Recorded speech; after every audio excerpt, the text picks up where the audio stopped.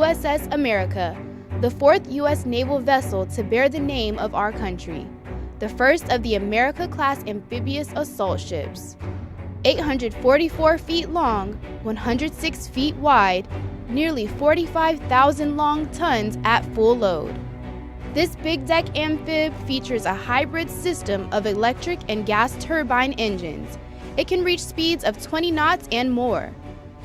USS America is a very complex platform, what's known as almost a hybrid system. We have an auxiliary propulsion system attached to our reduction gear, which allows us to drive the shafts at slower speeds from 12 knots and below using electrical power, using just the generators. That system itself saves a significant amount of fuel when we're steaming off station. We're significantly different than other LHAs, LHDs in that we don't have a well deck. In its place, we have a much larger hangar bay, much more maintenance capacity. Allows us to support those aircraft which have different maintenance requirements than the other aircraft. Allows us to stay on station longer, to be able to use them to the utmost effectiveness that they were designed for. America's christening and commissioning were well-attended affairs. Officers and crew of the USS America, man our ship and bring her to life. I am!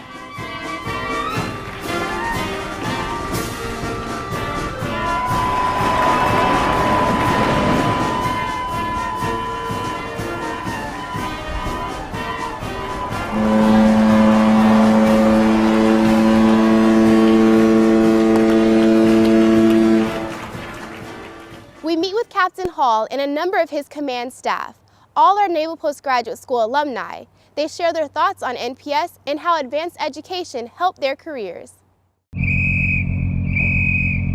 The first tour, normally in your Navy career, you really focus on the micro level of how the Navy works, and particularly your own ship and just trying to figure out the daily operations there. I think going to NPS really gave you a much broader perspective on the big Navy and the different aspects. It allowed you to spend time with sailors or officers in different communities, different services, as well as with international students. So I think it definitely helped to broaden the horizons. I got a degree in mechanical engineering. I had spent 2 tours as a chief engineer on 2 different ships, and I think having a better understanding of engineering principles really helped me significantly to get involved with the problems, help resolve some solutions, and just to understand in general how to do my job. NPS provides a great education, and I highly recommend it to all my JOs. I think it just gives them a great opportunity to really spread themselves out. I was in the strategic studies curriculum. It's part of a national security affairs curriculum. So basically it was political science, international studies, and then while I was there I took a course alongside the non-resident war college course as well. I rolled right out of NPS shortly after that into joint billets. And so in the strategic studies curriculum, I got to introduce to the joint world, also the combined world, because we had a lot of foreign officers there in some of the classes. So I'd say it expanded my horizons. When I look at the processes of how to work with people and how to think through hard problems, wicked problems, if you will, how to learn better, how to research things, I think probably that helped me out a lot in problem solving, working with groups, also writing skills. Did a lot of writing at NPS, and it was very helpful for me later on. Helps me every day in my job as the executive officer. If we value our people, then we want them to develop personally and professionally, and part of that is education. The Navy offers you wonderful opportunities, like the ability to go get a master's degree and these types of things. And I'll tell you, the fact that the Navy took the time, spent the money, and sent me to do that and to get a top quality education means a lot to me, and it's one of the many factors of why I wanted to stay in the Navy when I was younger. Although I'm an intelligence officer by trade, I somewhat deviated from the norm of gaining a Master of Arts in National Security Studies. Instead, I did Information Sciences, Systems, and Operations. So what this actually entailed was focusing more so on network management, information superiority, financial and acquisition track. So as a shipboard intelligence officer, I'm primarily responsible for all the intelligence systems on board the ship. And although I am a part of the operations department, I need to work closely with C5I department, who actually manages all our gear.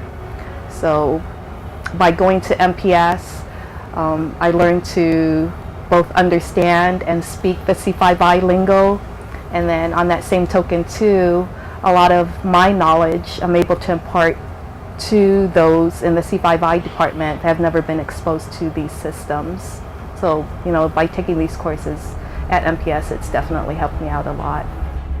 Many of the tools that my forecasters and I use underway, stuff like satellite imagery from weather satellites or high-resolution oceanographic or meteorological models, are pretty technical and complex in nature. And so being a better user of those tools and kind of understanding some of the inner workings of how those tools work and the science and equations behind them is definitely something that is useful underway when you're floating around in the middle of the ocean, which can be a challenging environment, and you're in a $6 billion machine essentially.